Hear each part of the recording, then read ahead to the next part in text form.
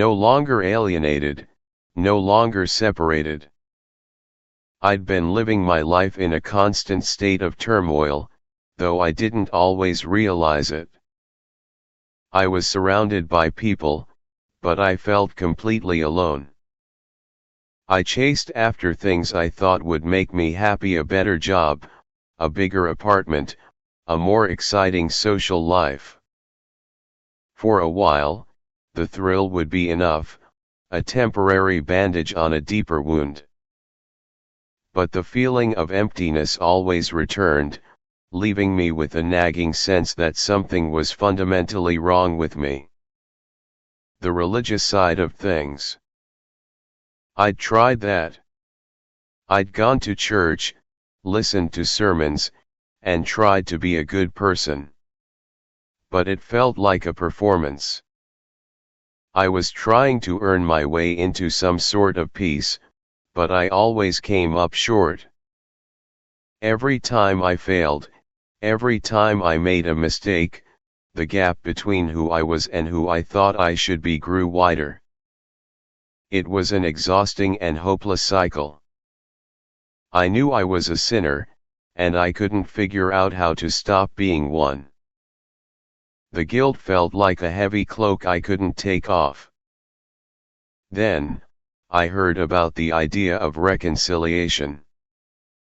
Not something I had to do, but something that had already been done for me. The words resonated with me in a way nothing else had before. You, who were once alienated and hostile in mind, he has now reconciled. It wasn't about me fixing myself. It was about accepting the solution provided by someone else. I began to understand that my attempts to be holy were pointless because Christ had already made me holy and blameless. This wasn't something I could earn, it was a gift I could receive. That truth was the key that unlocked everything. The immense pressure to be perfect disappeared.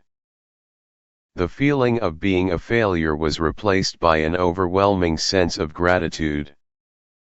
My relationship with God wasn't a transaction anymore, but a connection that had been restored. The spiritual alienation I had felt for so long was gone. Now, my life isn't perfect, and I still struggle, but the fight is different. The Holy Spirit works in me to help me live a holy life. That's exactly what I've found to be true. I'm not on my own anymore.